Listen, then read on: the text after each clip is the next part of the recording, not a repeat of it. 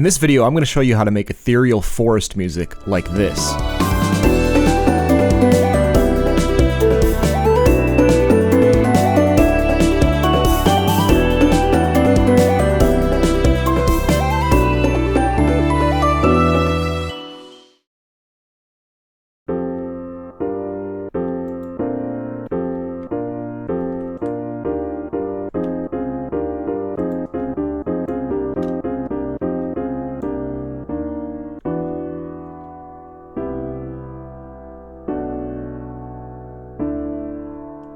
When you have a chord, any sort of like major minor chord, like if I write this E minor chord here, there's obviously a clear motion to that. And if I make an E major chord, still a clear motion. That third here is what you're getting most of the emotion from. If you want a chord to be more emotionally ambiguous, just leave that third out.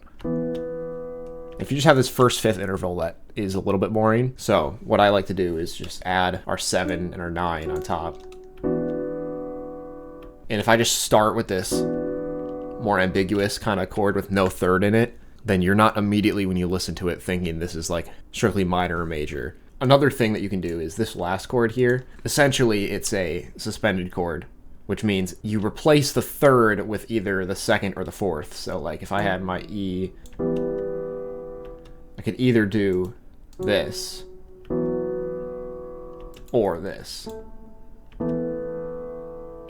And they both are also just more ambiguous in terms of the emotion.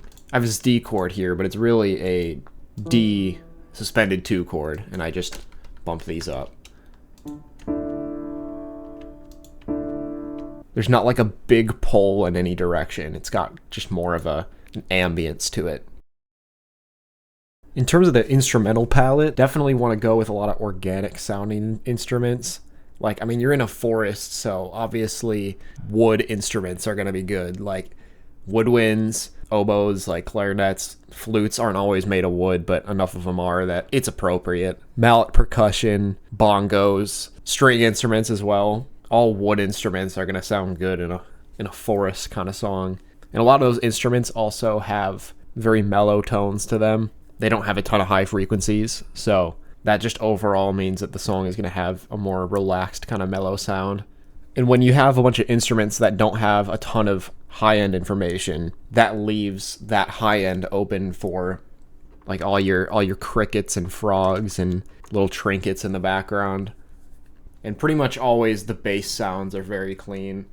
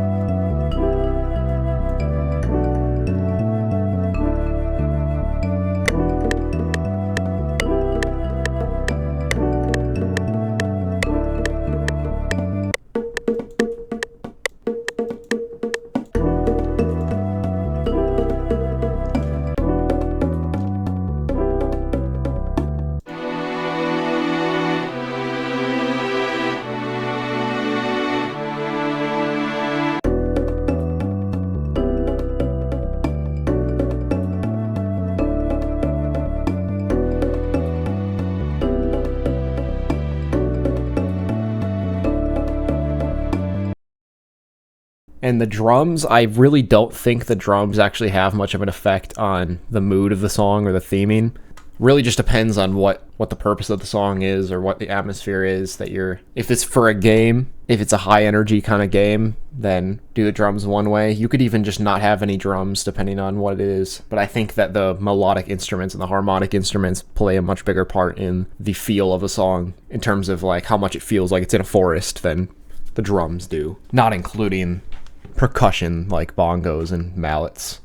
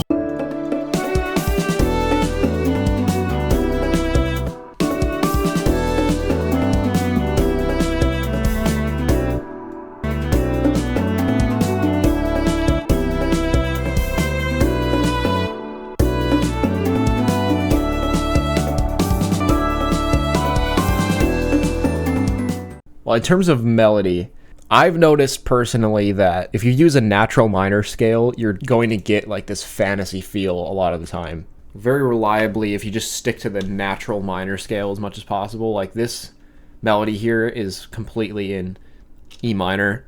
When you're writing a melody and you use these half-step intervals, these are where a lot of your emotion is going to come from. And since this is in a minor key, like you're going to have these two notes and these two notes are going to be a half step apart. That's where you're going to get a ton of emotion from. That can be a good thing. It's not always a good thing. If you stick to more of the pentatonic scale and avoid those half step intervals, then you're going to end up writing a melody that's more emotionally ambiguous, which may be better for this sort of song.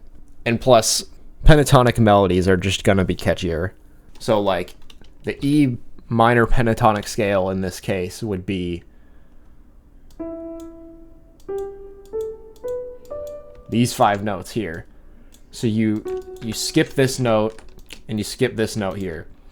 The emotion is going to be the result of the melody and the harmony working together. If you do want to use these half-step intervals in the melody, whether you're in major or minor, it's going to make it feel more like it's major or minor.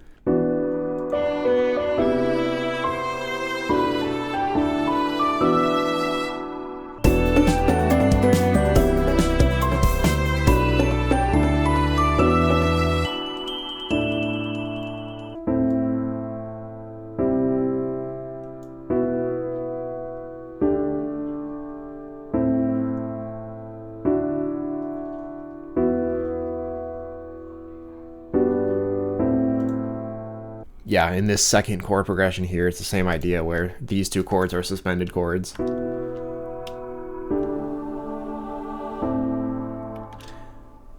And so is that. So while it is strictly in E minor, because it doesn't have a ton of those thirds in there, and they're very de-emphasized when they're there, it doesn't have this drama that like a more normal minor chord progression would have. Ear candy. A big part of these forest songs is these kind of elements of the song that are meant to represent actual things that would be in the forest. And so there's a lot of like ghostly voices in the background and just kind of background like flourishes, which I think that represents like the animals in the forest or like fantasy like forest tribes or something. So I like to fill out a lot of these songs with stuff like that. Lots of like arpeggios and just runs on instruments. We got like the flute or whatever mallet instruments in the background doing these runs. And I think that just those quick movements in the background, they give kind of the vibe of like bugs flying around and just like there's just stuff happening that's all very magical.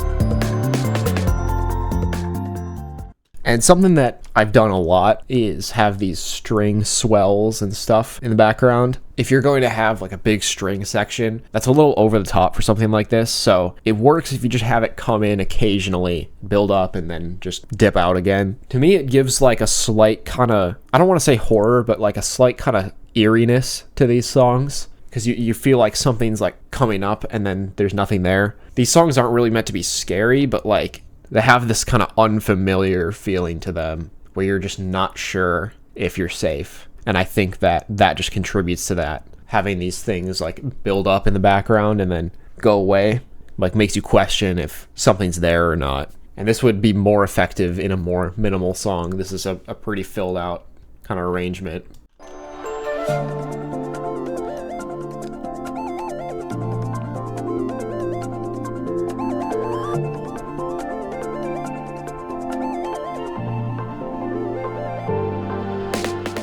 I have a ton of different trinkets and stuff going on in this part just because I drop out a lot of the instruments and just let all that random flourishes and stuff shine a little more.